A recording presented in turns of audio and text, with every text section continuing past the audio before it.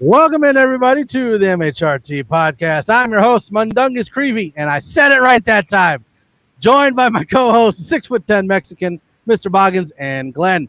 We go live every Thursday at 7 Eastern, 6 Central, 5 Mountain, 4 Pacific on Facebook, YouTube, and Twitter. So if you would, please give us a like and a follow, subscribe, and turn on notifications. And for the love of everything that is holy, smash that thumbs up and share everything we post everywhere. And Christy joined us. Hi, Christy. What's up? Hi. Christy.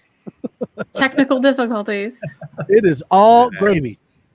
All right, so we want to welcome everybody that's in there. Mark Langley, Muhammad Badri. We've got some others in there that for some reason it's not letting me pull up. Whatever. So we kind of have a lot to talk about. Well, kind of.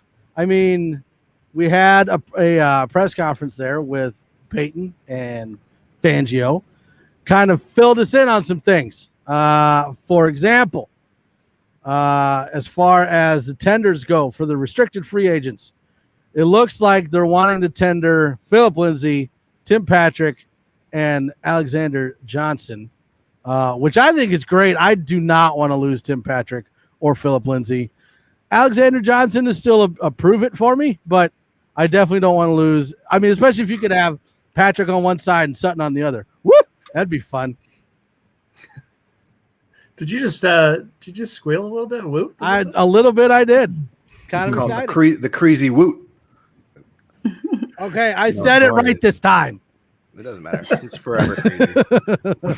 Watching Peyton today, the more I see that guy, the more I like him. I think he's going to settle in real nicely. It is interesting, though. It was a total love fest. He does want to keep everybody, apparently, in some fashion. But we'll see exactly what ends up happening. Yeah, that's actually a pretty good sentiment that he sent out to Broncos country, because I'm pretty sure the one thing we all kind of felt when the news dropped that John Elway was no longer going to be the GM was what Peyton was going to come and do in terms of, changing the clubhouse around, changing the mechanics and just everything. So we were all expecting, and maybe it'll still happen. Who knows? Free agency is just around the corner. We're almost there. But the fact that he was able to go out there and kind of just, answer some questions subtly in a sense, kind of just to tell people, don't panic. We're not, cleaning house. We're trying to keep players that we want to keep. And then for those that they're not fond of, they're hopefully see what they can do with them in free agency or a trade. Yeah. At this point, I think it's kind of, you take everything with a grain of salt. You take him with, he's being very positive. No one wants to hear no, we're not gonna look either way. So you kind of have to read between the lines, especially with the new GM and whatnot. The only one I heard that he didn't say wants to retain, specifically wants back, didn't say the words wants back, is Melvin Gordon. Now, I don't know if that was just, a slip up, but I mean, it's the little things you kind of try to pick out what you can. He's pretty much a brick wall, though. And I'm very interested to see what the tender levels are, what the values are for each of them. I am suspicious that Lindsay will probably be the lowest of them just because of the fit with Shermer, but tendering isn't really a super big surprise, but I'm really interested to see what the value is going to be for sure.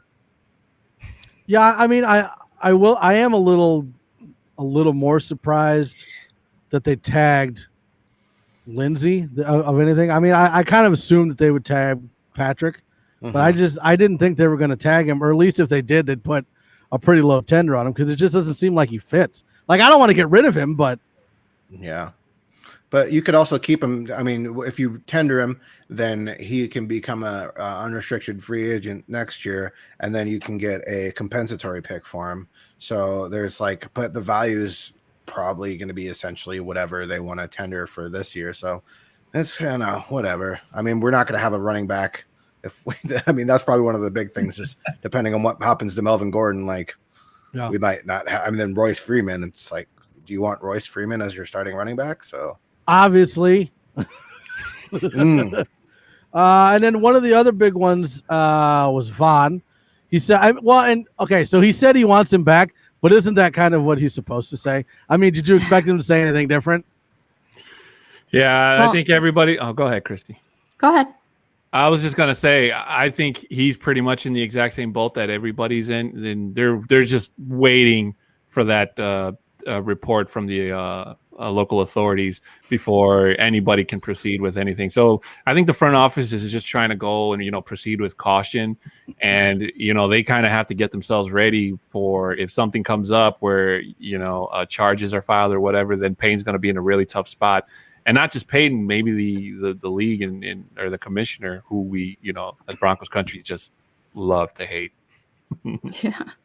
I think at the same time, he's just trying to appease the fans, just to give them kind of I don't want to say run around, but, keeping things tight-lipped is for the best in that situation, so that, he doesn't get in trouble later saying, well, you were going to keep Von Miller.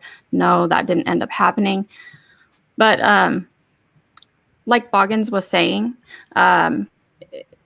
when you pick out little things that they say and that they leave out, right now that's a big clue into maybe what they're going to do later. So I like to think maybe because they're keeping a lot of players that we thought that wouldn't fit with Shermer. Maybe Shermer's going to change up his style a little bit. Maybe we're going to see something different from Shermer. That'll be the day. I hope so. It can happen. It can happen. Hey, he threw it. There was a screenplay towards the end of the season. The one. It worked great. And then there's Justin Simmons. I mean, he says they're working on a deal to get him back, but even if they don't, you still think they're going to slap that franchise tag on him again. Yeah. And again, the franchise tag is just to bide some time. But I mean, he's most enthusiastic about Simmons. I mean, he doesn't even begin to hide that's a player he wants to continue as a Denver Bronco. The Vaughn thing is definitely going to be interesting. I mean, the Broncos have to have some sort of insight as to what's going on legally. They have to have some moles perhaps in the DA office and in law enforcement that can give them some indication, because I think he starts getting paid in a few days here. So they need to make a decision rather quickly. So for Payton to suggest that Vaughn's somebody that he definitely wants that they're working with on getting him back, I think they must have some insight that it's not going to be a serious situation, even though he called it a serious situation. So I think after listening to Benjamin Albright. Oh, hello. Oh, double Boggins. Double Boggins. Okay. What was your last time? After listening to Benjamin Albright, I liked his idea where it was more of a contract with riddled with incentives, where you can give yourself kind of an out as far as the, obviously as far as the implications legally, and then have a lower base with, million plus incentives based on production, just to kind of keep it reasonable, Well, and you still have the big question of, even if there is no legal issues, is Vaughn still going to be willing to restructure? I mean, I think so. We just saw Roethlisberger do it, where he cut off $5 million. What was it like? Yeah, I think like a $9 million cap. Like he saved $9 million in cap or something like that. We also saw J.J. Watt get a massive deal with a lot of guaranteed money. So is that a game changer in the Vaughn negotiations? And it could be. It set the bar. Everybody got that wrong though. Like everyone was like, it's going to be Green Bay or it's going to be the Steelers. But where'd the Cardinals come from? Yeah. And obviously that shows that he's not, in his mind, he's not done yet. Like he still has time left where he's not going to say the Bucks to go win a Super Bowl or going to the Packers to go win a Super Bowl. Like he wants to play legitimately for a number of years still. Yeah, that whole signing to me it's a pretty big of a head scratcher. You know, a lot of people think that JJ Watt signed with Arizona because DeAndre Hopkins was there, and obviously, who knows? Maybe DeAndre did have some influence in bringing JJ over to Arizona. And like I said on Tuesday, those names on paper look pretty good as a defense. Chandler Jones, JJ Watt, Isaiah Simmons, and I forget the name. Buda Baker. Thank you. Along with Vance Joseph, who I've always felt is a better defensive coordinator than a head coach. They could wreck some trouble in that NFC West. But I mean, they're still up against an up and coming Rams team. The Seahawks, unless they get their offensive line in order, they're going to be in pretty much. They're going to be in some trouble. Well, they were saying that I saw a report today that JJ signed because he wanted to be teammates with Khalfani Muhammad. That's what it was. I would have signed on the second I heard that. Let me just tell you. I kept seeing that the main reason that Watt picked the Cardinals was because of Vance Joseph. Because I mean, if you look back when Vance Joseph was with Houston, is when JJ Watt had one of his best sack seasons. Mm-hmm. So that was, I guess, Vance Joseph was a big selling point. I don't know why, but teach their own, I guess. Which is weird because the Cardinals defense makes it so that his position, they asks more of you. Like it's not just like a downhill pass rusher. Like you have to actually come off into coverage. You have to, which I guess, I mean, to be honest, JJ is also very good at. So yeah, I could see that. Well, I mean, like I get it. Like the Cardinals are a team that is up and coming, and they could make some noise in the NFC. So I get it. I mean, you're not ready to go to a Super Bowl contender or a guaranteed Super Bowl winner. Kind of like when Gronk came back and Brady went to the Bucs, and it's kind of like, they're going to win now. They won. Now there's a bunch of veterans that might want to come there and win a Super Bowl. Well, JJ Watt's not ready for that yet. So he didn't do a Brady, which I respect. He didn't go to a team that's just absolutely stacked. He went to a team that's slight, still slight underdogs that has potential. He wants to actually work for it and lead a team. I mean, you're going to have a good offensive core and a pretty decent defensive core, So I think getting some love there, Glenn. Yeah, I mean, I still think the Niners have the best defense in that division, but that still leaves a lot to be decided on who their new defensive coordinator is going to be, because Robert Saleh, I think he did a pretty good job in those couple of years he was defensive coordinator. But if it only takes one coordinator to go in there and ruin an entire defensive scheme, just ask the Bears. So. But hey, who knows? Maybe they can do something in free agency, but I doubt it because they're going to cut players to have made room for JJ Watt. Yeah. Times have definitely changed for the Cardinals because you just started naming all the defensive players. Patrick Peterson didn't even make the list. I mean, that's how you right. He's a casualty more than likely. You think they're going to sign him back? I think they're going to sign him back under like a nice tender. No. Like he's unrestricted. Yeah, a nice cheap contract because I think he wants to stay there and win. Like, I mean, the team's loaded right now. Why would you leave the team right now? That's a terrible idea. All right, so speaking of other cornerbacks, then just switching gears slightly or transitioning there, is Joe Hayden from the Steelers is supposedly going to be a cap casualty. Is that somebody you would consider? No. He's a little old in the tooth. He's tiny. I liked Joe Hayden back in the day with Browns, and he did okay. He decently in the Steelers, but I don't see him in. I like my boundary corners big. What up, Duke? I think there was a time where I probably would have gone with Hayden, but that was back with like the Browns. Mm-hmm. That was a while ago. I mean, with Hayden, you're looking at Hayden is kind of like a discount version of Matthew, isn't he? Of who? Tyrann Mathieu. He's a cornerback. Yeah, I know. What? Discount version. Sure. Okay. A safety and a cornerback. A safety and a cornerback. Yeah, that's what I was thinking. But I was. I mean, I sure. don't know what the point Yeah, sure. Yeah. I'd rather Mike Hilton from the Steelers, though. He's a free agent, and I like Mike Hilton a lot more probably than I Joe think Hayden. I think Marshawn Lattimore might set the bar for cornerback salaries. I think he's going to get a big payday somewhere. Maybe You think- not in Denver. You think he'll set it more than Peterson would? I think so. I think Lattimore has more upside than Peterson has more experience, and I don't You think they're going to release Mel Lattimore? Isn't he a cap casualty?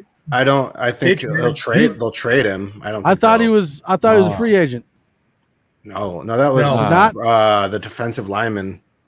I thought they were Oh, going to. yeah, okay. I thought they were going to release Lattimore because he was a cap casualty. No, they were talking about trading him for a first-round pick. Yeah. Ah. I mean, that's Oh, what we were that's talking about, probably- even flipping our number 9 for him.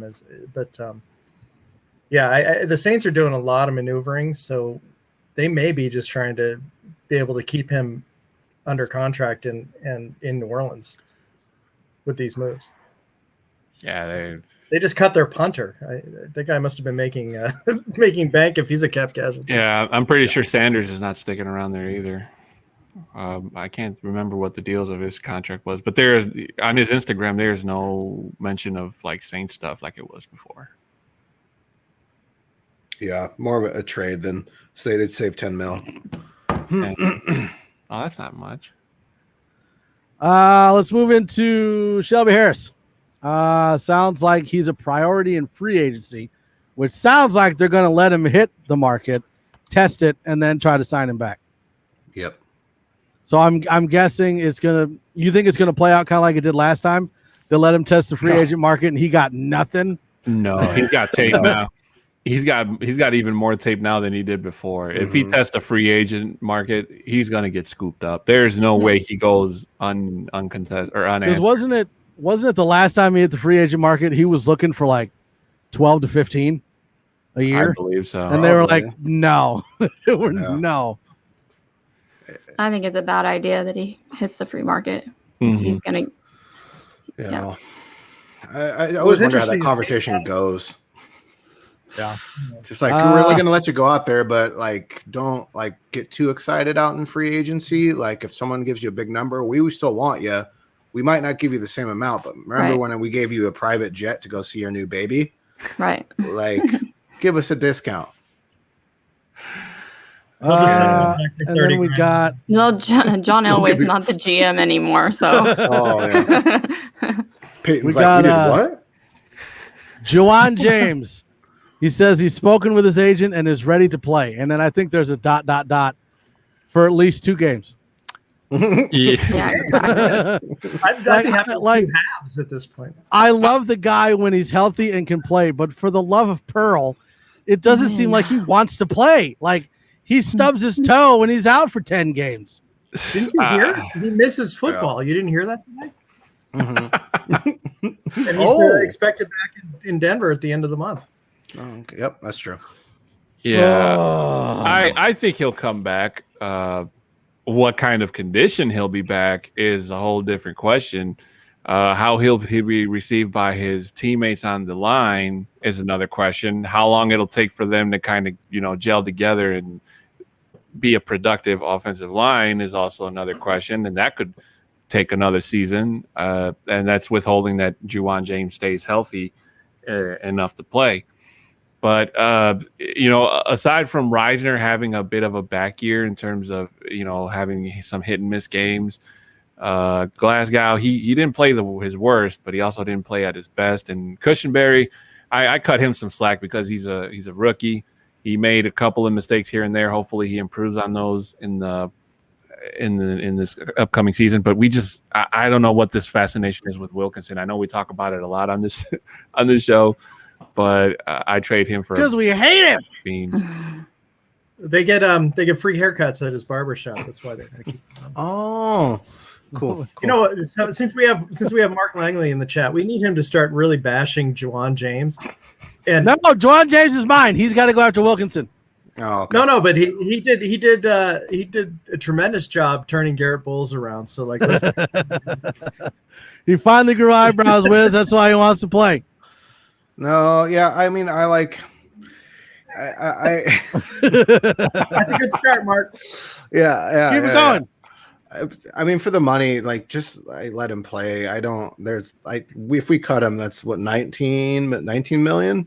So or you like I think it was post June. You can split it up if you wanted to, but it's still like why when you could potentially have a top right tackle that hasn't played for 2 years, but. Yeah, I mean, who else you got? Wilkinson. We have Dotson's probably on his way out.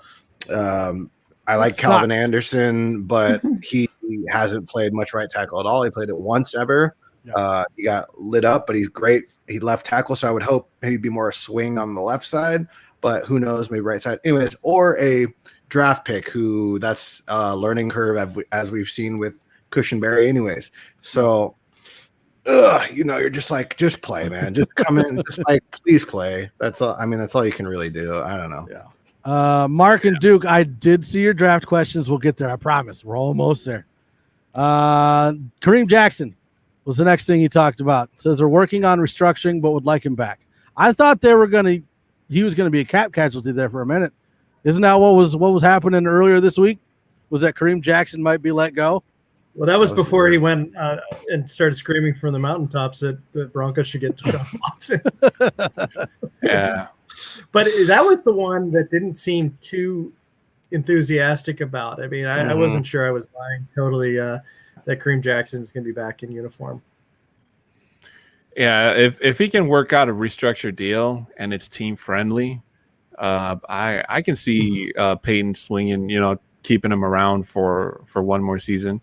At the most, his veterancy was keeping him in a conversation in terms of staying in Denver. A lot of people or analysts are bringing up his age, which is a concern for that position. Also, his gameplay is kind of up and down last season. He made he gave his own teammate a concussion, so that's a pretty questionable sign of allegiance in my book. But if he can be on a team friendly deal, I wouldn't mind it. Yeah. And then he goes into obviously he talks about Desean Watson. Nothing really groundbreaking on that one. He'll be in it, but he won't be too far in it. And then he talks about quarterback. Now, did he say that if a quarterback is available in the draft at 9 that they'd consider taking it?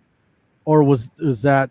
Yes, he did. Okay. Mm-hmm. So I guess my question is, and this kind of goes with the draft, like, I gotta find it. It just depends on who's their BPA, who's their best player and I guess on their board. My question is, like, at number 9, I think Mac Jones could possibly still be there, but would there be any other quarterbacks that fall down to 9? I've seen maybe. Justin Fields' name mentioned as falling. I've seen Trey Lance's name mentioned as falling. Yeah, maybe. Like, if there was a possibility of a quarterback falling, who would it be? Well, if you look at Chris Sims' top draft picks, good Lord. He had Mac Jones 3rd. And like, and Kellen Mond 4th. Like, he's like maybe 5th, 6th round projected. So,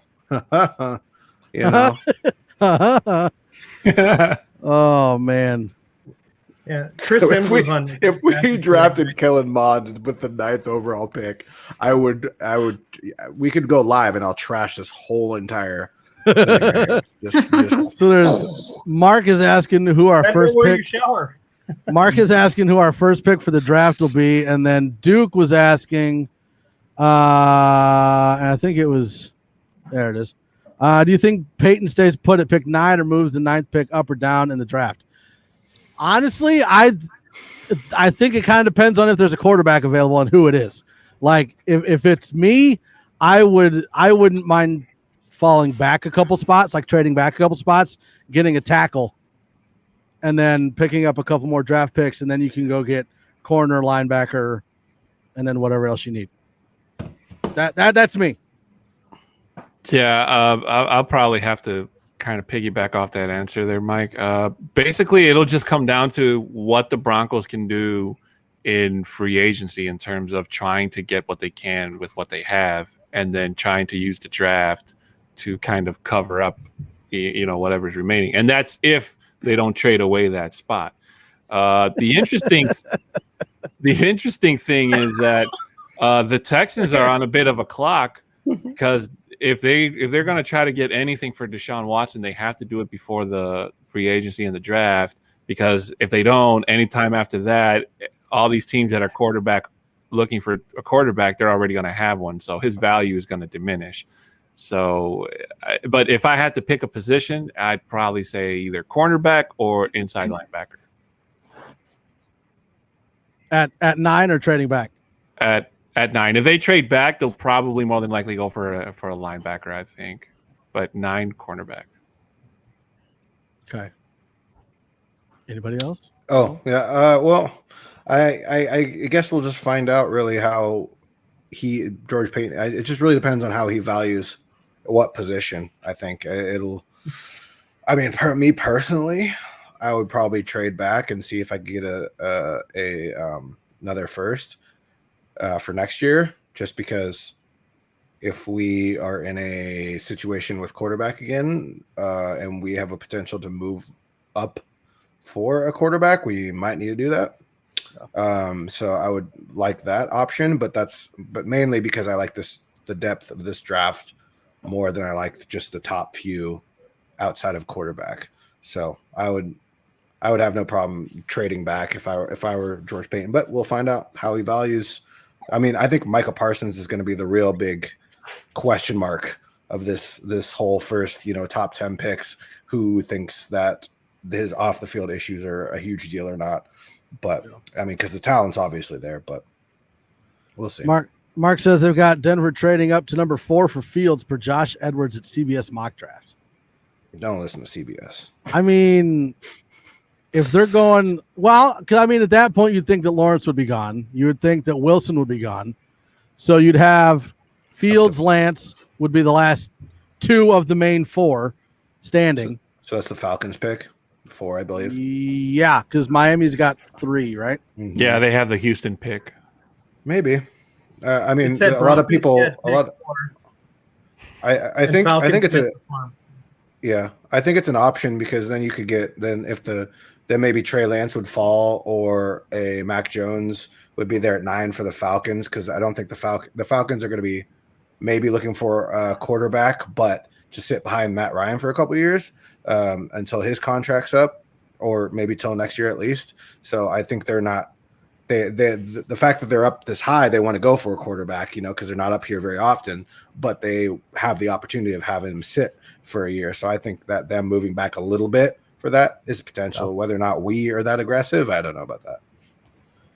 Muhammad, I love Parsons at 9. I know there's the off-field issue, but he scares the crap out of me. Talent-wise, like it's there, but woofda. He's got some issues off the field. He beats people up off the field as much as he does on the field, maybe more. Well, among other things. So it's like that's a problem. Yeah. And the issue is that he has so much riding for his future and the rest of his life, and he's making those types of decisions knowing that's what scares me about a guy making really, really bad decisions. Bucky Brooks is close to the family, and he was worried about it. So, like, if he's willing to go out and say he's worried about it, then you might have some real problems there. Yeah. Yeah, I don't. He makes me nervous.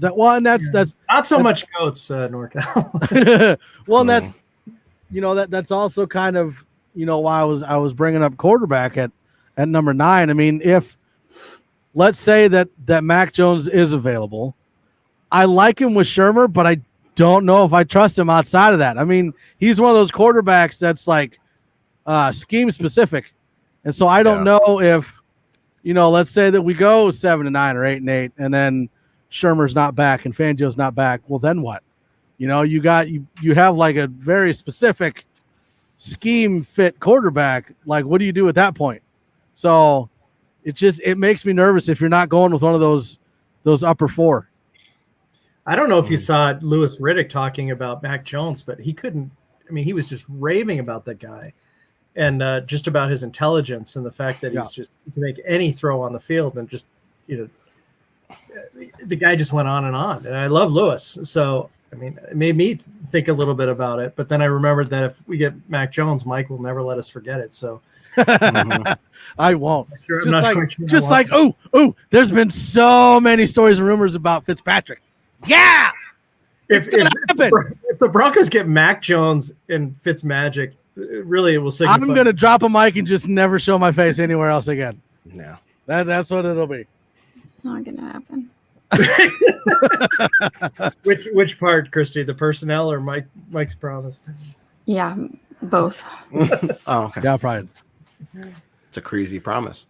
Yeah. It's a crazy promise. Yeah, Mark brings up Caleb Farley, which, obviously we've been tied to Caleb Farley. But, I mean, would you rather have Farley or Surtain, though? Farley.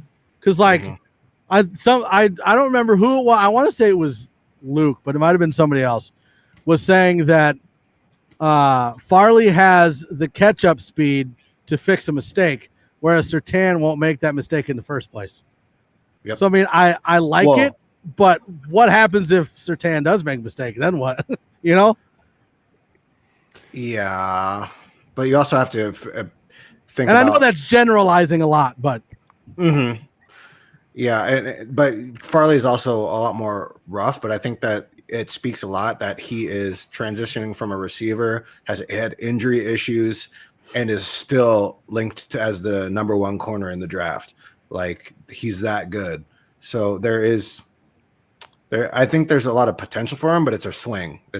That's why I'm like, is it worth the 9th pick, or do we just want to move back? But of course, even if we trade back all the Broncos fans, if he pops off, everybody's gonna be like, we should have got Farley. So that's always the story. Yeah. No matter what you do, it's always you shoulda. And woulda, coulda. My pick at 9 is I'm really for the trade back. If we trade back, what position do we go with? Do you think? On the spot. I want to say. I never want to say cornerback. I don't like that, but probably linebacker. Okay. Well, that's one of the reasons why I said trade back and pick a tackle, because you've got Sewell, and then after that, I'd say 12 to 18. You've got a good range of tackles there that you can get. Right. Mm-hmm. Farley interests me for a couple reasons. I mean, his size is great, but also the fact that he was a quarterback and a wide receiver. So he has that offensive mentality as well, which I think bodes well for somebody that's playing the cornerback position at this point. Like, he knows how a quarterback thinks. He knows how a wide receiver thinks. And now he's on the defensive side. I think he's a really interesting player. Mm-hmm. Duke, what's y'all's prediction of Denver's big free agency splash signings? Now, it did sound like Peyton was not. I mean, he emphasized that you never want to build your team on free agents. Mm-hmm. So, I mean, do we think he's going to be active? I mean, there's got to be one or two big names that we're going to go outside of quarterback that we're going to go after, like Levante David or I can't even think of somebody else. Did George linebacker? Did George not see the 2015 Super Bowl? I mean, that win felt free agency. I mean, that day where we signed Ward, Ware, and Talib all at once, and years earlier we got a guy named Peyton. I did have a question.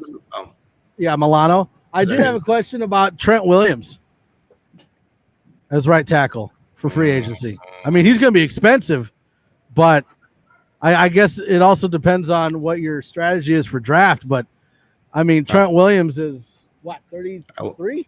I wouldn't want to pay like that much money for a lifelong left tackle. Put him at right tackle though. I thought he played at right tackle. Why did he play at right back? He played my tackles mixed up. Not too. He played with Tyrone Matthew at cornerback. No, shut up, Glenn. Leave me alone. Trent Williams he's a good player, but he built a bit of a negative reputation.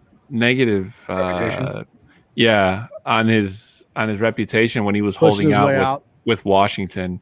And while it can be understood, he was frustrated and everything, at the same time, any team taking him in is going to have to take that into consideration if something happens where he doesn't get it in his way and the team is in a position to make a playoff run or anything. They can't afford to have their one of their players throw a hissy fit and not go out in the field and get paid for what they do.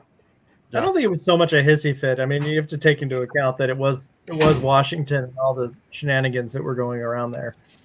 Oh, no, I agree with what happened in Washington, yeah, but I'm saying if he goes to a new team and something happens and he doesn't play and it's like something ridiculous. Shut up, as an example. It's just too much money for the tackle position with three massive contracts for two positions on the field at the same time. I think we're pretty set at right tackle. If Juwan James comes back, we're probably just going to look at some sort of depth player that they're confident in. Is it going to be Elijah Wilkinson? No, probably.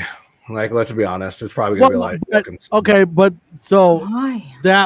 so that brings up the question though. If let's say that Denver does trade back and takes a tackle in the first round, Maybe. Is that a starting right tackle or is that a sit behind James and then hope he doesn't get hurt kind of situation? James is right tackle as of right now. James is going to be right tackle unless he does not get, because first of all, offensive linemen in their first year are never going to be, not never, unless you get like someone that's obviously immediate, like just like Quentin immediate. Nelson, yeah, like a Quentin Nelson for at guard. So angry. I know. I'm sorry. We should have gotten Quentin Nelson instead of Bradley Chubb. Don't start that. My face. Oh no. Nelson is the best tight end on the market today. Yeah. Shut up, Glenn. But anyways, Corners turn into safeties. Leave me alone. Actually, we should have gotten Derwin James as our cornerback. That would have been so much better. Yes. Anyways, just depth. James is starter. That's as far as I'm concerned. James, get the Nair sponsored signs hanging up now. Oh God. I can't. James is going to be the new Bulls. Everyone's talking crap now until why he's going to blow up, and then everyone's going to be shaving their eyebrows. God. Support. Maybe like a line. I don't know about the whole thing. The other question I had was, we've been talking a lot about linebackers that can cover tight ends. That is basically what Sternad's skill set is. So are we looking at trying to see if we can replace Jewell with Sternad, or are we still looking at going after like a Levante David or someone of that caliber? Because I mean, David's going to be expensive. I don't even know if we could win that bidding war. There were, if I'm not mistaken, there was a report that said that the coach was, and I quote, promising to bring back Levante David. So it looks like the Bucs are willing to pay David to stay in Tampa and let Shaq Barrett test free agency. And I mean, Shaq Barrett's going to get a big contract somewhere. But unless the Broncos can offer to David something a little higher than what the Bucs are offering. But I think Sternad has to come back and show that, that the injury he suffered is, won't limit what he can do out on the field. But it does leave a lot to be imagined, if you put him as a starter, who you would put as his backup should he go down again with injury. Yeah. So he also was a late round draft pick too. So it's not like that he was. Yeah, it's not like he's expected to go in and start, but I mean, he was kind of drafted to see if he could be, though, right? Right. I kind of excited to see. Oops, sorry, what was that? I was saying I'm excited to see him get on the field and apparently he was looking good in training camp, and stuff like that. But I just really depends on how much he prospers in training camp and if we keep Alexander Johnson, because I could see Alexander Johnson just swing over to AJ's spot. Don't call him AJ. Alexander Johnson, and then Sternad or whoever we get for depth, and in free agency. I don't know how much we're going to be spending on free agents because Peyton seems pretty adamant about liking to build. And Fangio's always had his premier linebackers and his defenses, and so I wouldn't be surprised if he sees ones that he likes, and he's a deep cut guy. He'll find someone like who was talking about Ojemudia before, you know what I mean? Like he's like, oh, that guy. So that's my dude, you know what I mean? So and he's an up and coming star too. So yep. Chad, with who's for paying Vaughn and who's not. I guess it depends on what you mean by paying Vaughn. Like I think we all want him to restructure and come back, but right now, he's not worth the money that he's getting because we haven't seen him play in forever, and he hasn't been 100% in years. Yeah, I saw a picture of him lifting weights today, so that's a problem. problem. On treadmill. Yeah, and I mean, I'm not going to sit here and say that we're better without Vaughn because obviously, until proven otherwise, we are better with Vaughn on the team. So I think everybody wants him to come back, whether that's restructuring or whatever. And you know what? I might catch a little bit of heat for this, but you will.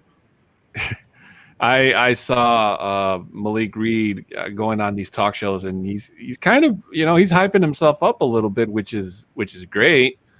But at the same time, I don't think that he was up to like that Von Miller standard. There were games where Malik Reed played really great, but there were also, I believe, there were more games where he kind of struggled, where him or Bradley Chubb couldn't get to the quarterback. So and obviously Von's leadership is probably the one biggest thing that was missed out on that defensive line before it started to crumble down as we went towards the season. So I mean, kind of pump the brakes a little bit, Reed. That's all I'm saying. Just pump the brakes a little. And I will say that I thought Reed looked a little bit better at the end of the season. And he was kind of just thrown into it. I mean, it wasn't like they came into the season going, yeah, Malik Reed's going to start over Von Miller. So, I mean, I get it. And I think with more time, he could be something.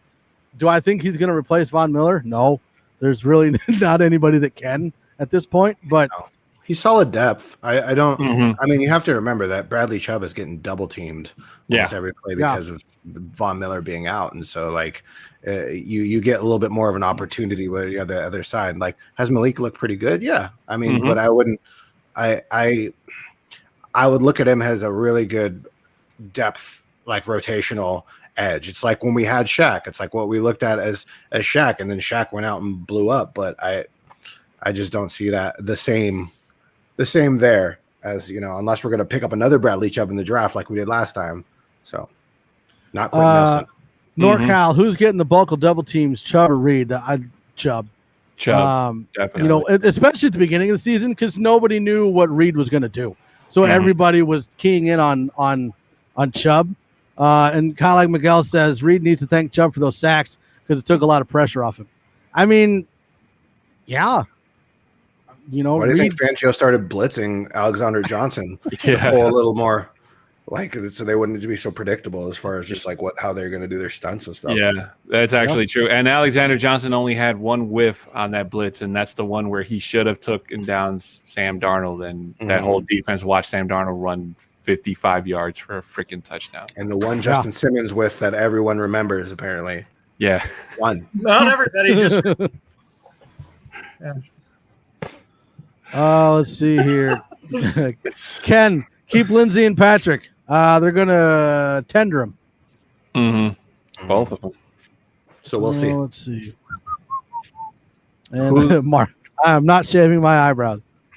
You look like this, bro. Only if it's Manscaped. There you go, Mark. Hashtag. Speaking of Manscaped, no, I'm just kidding. No. God, if you want to give us money, we'll definitely reach out. You can be a sponsor. I'll tell you though, the ads that we come up with might be a little different. Sketchy. Might be a little different. Yeah. Get ready for those near ad guys. Josh, do you think Vic will be able to keep his job this season? And if not, when do you think he'll be fired? This is something that I thought about the last couple of weeks. Is like, what would it take for Shermer and Fangio to get let go mid-season and say like Muntjac step in as interim or something like that? Like, would it have to be an epic fall apart, or are we looking at like, mid-season if we're looking at like 4-5 or something like that? No, I would say he's in the same boat as Drew Lock. Like, how many wins can Drew get before he gets pulled out? And I think Fangio may get a couple more than that, but I think they're pretty much in the same boat. Well, and last season, I think right before that Miami game, we were hearing a lot of, Rippon is taking first team reps just in case, because Drew was kind of hurt, kind of not. I honestly, I think that if we had that veteran backup behind Drew Lock, we wouldn't have seen him again. So that's another reason why. Well, and he got lucky because those last 5 games he showed progress, which is why we're thinking he's going into this season, with a backup behind him just in case. So I think Fangio and Locke are tied together. So if Locke struggles, I think Fangio is going to pull him real quick.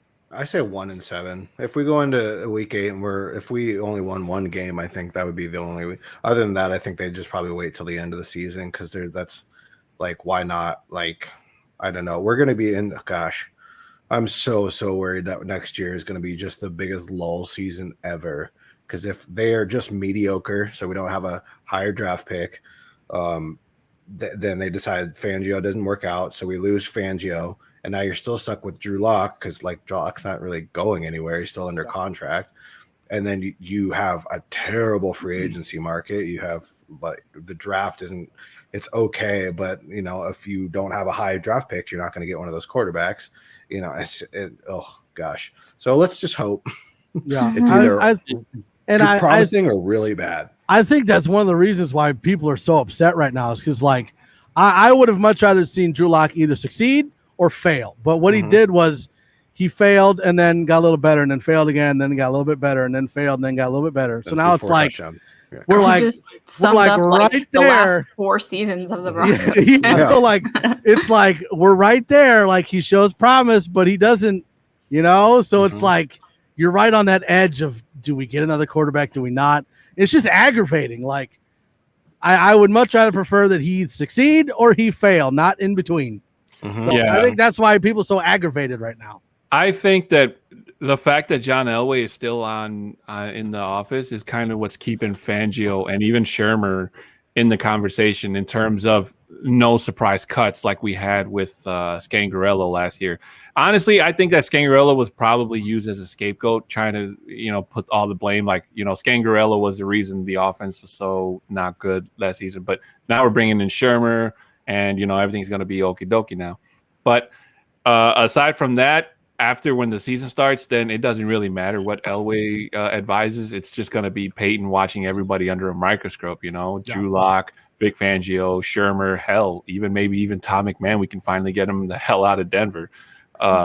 So it's just going to come down to everybody has to, play their role, do their job. And if what Mr. Boggin says happens where we have a mediocre season, then I believe that heads are really going to roll in terms of trying to, shape up the team.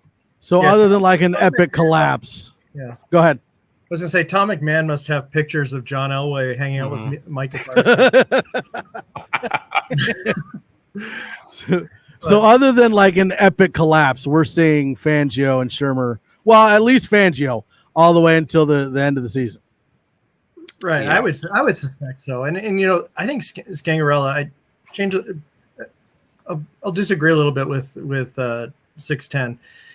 I think that they actually got rid of him because they thought Shermer was going to be much better than he was. I think he did not perform well. But one of the things that we have to continue to remind ourselves is that there were so many injuries all across the board, major stars, major injuries, older players getting hurt for the most part too. So the leadership was not there. I think Vic gets sent packing early only if we go into the season healthy and everything falls apart. that we have the weapons, we have all Again. Which is like extremely unlikely, right? Because the defense, okay, like he made a waiver wire defense look decent, right? Yeah. Like if you have somewhat healthy defense, that's what scares me. It's because it's going to be like super mediocre, and then Peyton's going to be like, so let's just let it ride out, and then we go into another offseason where we're kind of just like in complete lull. Yeah. Hopefully he gets the timeout thing. Logan's answer to this question. Yeah, Josh said, "Who would you like to see replace Vic if fired?" Can we keep Vic and keep him on the defense? Yeah, can we put him as defensive coordinator? That'd be nice. You know, him and Donatello have never split up, but I would take Donatello because he's pretty much. Hopefully, he would just incorporate Fangio's defense, and that happens a lot. I feel like where he'll just step up or just stay. I guess I keep thinking of Vic Fangio as defensive coordinator in my mind for some reason. Yeah, Donatello will stay the defensive coordinator, and Vic will just. I have been a big fan of Byron Leftwich. I would love to have him come in as a head coach. I think he'd be awesome. No, yeah, they've already said that's like all Tom Brady there. Like they just brought Tom Brady just pretty much. I mean, Arians just but he was there. But he was there before Brady though too. He was, yeah, with Jameis, and I guess. I mean, they've had stacked roster though on offense. Yeah. Jameis. Well, and then you got what? Joe Brady. You've got Bieniemy. You've got Abel. Abel is probably my front candidate, if not Bieniemy, close second. Just that's what I figured. You have a quarterback. That's what's annoying because you want an offensive coordinator. You want that pairing, right? You want that Sean Payton, Drew Brees, Belichick, Brady. You know, you want that cool. And it's like if you have Dable, you would want someone that's kind of like a Josh Allen-esque type, like a Trey Lance. If we were to draft Trey Lance, but I don't want Trey Lance with a Shermer because that would be trash. But I want so it's like you can't like preemptively like, oh, we might get Dable next year, so let's get a Trey Lance now, right? But I probably a Joe Brady just because he's so new and you don't know and it's kind of exciting, I guess, or a Bieniemy. Ooh, Miguel, off subject, but do you think there will be a Muntjac and Villanueva reunion? Hopefully, that'd be cool. That'd be great. He's the right tackle I was thinking of. Is he? I thought he was a guard. I'm kidding. It was a joke. It was a joke. I think he's left tackle. Oh, yeah, he wouldn't want to play. Yeah. But yeah, I mean, maybe cheaper than Trent. Trent Williams always wants all the money. Yeah. Can you imagine though, had we hired Kyle Shanahan instead of Vance? I don't want to think about that. Where we'd be. We complaining about Jimmy Garoppolo, right? Are you more upset that we didn't get Kyle Shanahan or that after that we weren't allowed to get Mike Shanahan back? I didn't care about Mike Shanahan. Kyle Shanahan. Kyle Shanahan. Okay. Yeah. I mean, we saw what an older version of Mike Shanahan the NFL was with the Redskins. So, well, you mean Washington? Well, at the time. No. Okay. No. Yeah, Kyle Shanahan is the answer. HTTR, man. HTTR. Oh. But thanks for bringing that up, man. Kenneth Booker, 6'10". Did you buy those bath bombs I showed you? The Amaze Balls one? I didn't know where they were selling them when you sent me that picture, but I'm thankfully I'm one of those guys that doesn't fit in a tub. So legs like hanging over. They don't have 7-foot tubs. Yeah, unless There's it's nothing a hot like a tub, good soak. There's nothing like a good soak in the tub. Unless it's a hot tub, my friend, but a regular bathtub. Buy a hot tub. Yeah. Did I just say I'm picturing a Don in the tub? I meant to say, man. Hey, whatever floats your boat, man. And that's a perfect segue to. No. Welcome to the weird part of the show. That's a perfect segue to our sponsor, Manscaped. Hashtag Amazeballs. Yeah, like I said, you don't unless you want a really weird ad. You should probably stay away. Broncos bath bombs. Oh man, we should. Okay, so the Amazeballs things, just in case people weren't aware, Muhammad and I came up with Amazeballs because we were trying bath balls. Amaze your balls in the bath. You're welcome. We were trying to push for the Broncos to be on Hard Knocks. I don't care if it'd be boring. It still would be the Broncos on Hard Knocks. I've heard it's a thing, so maybe it's a thing. Oh, I love that. Not to be love that. I love confused that. with baseball. I kind of hope they're forced. Like, Yeah, you me have to too. be on it. Me too. You have no choice. Just We're for the trash record, enough. We're bad enough right now, so that's great. If they can do one about the Chargers, which was pretty terrible. I don't know. I really liked AJ Lynn after that. I've never seen it. I can't. We'll share credit. Share credit. Mm. I mean, Denver's been eligible for 3 out of the 5 years because you're not eligible if you have a new coach. So when we hired Vic and when we hired Vance, we weren't eligible. You're not eligible if a new coach? No, not with the new coach. You can choose not to. You can opt out. Because wasn't Bill O'Brien new? So yeah, but he chose to. Yeah. So I think 3 out of the 5 years we've been eligible to be on there. Yeah. Oh, wasn't that the year the Texans did it? Wasn't that when they had Vince Wilfork and he came out in those overalls? Yeah, the overalls. Kicked a field goal against awesome. The girl from the USA team. Yeah. I know what you're talking about. Yeah. That was. I love Hard Knocks. Hard Knocks is awesome. I love it too. Thanks, Kenneth. Don't forget to hit those thumbs up. The one I've seen. Kenneth. The which one? The 2000 Ravens one. That's the only Hard Knocks series I've seen. I've seen bits and pieces of the other ones, but the watching in its entirety. The Rex Ryan one at the Jets was interesting. And I only saw that because Shannon Sharp was in it. Yeah. Well, that was the first one though. Oh, make sure you keep reading Kenneth's work on Mile High Huddle. He had a great article about Broncos Hall of Fame snubs, and obviously Randy Gradishar is first and foremost. But definitely an article. The Rod Smith, Rod Smith, I liked as a snub.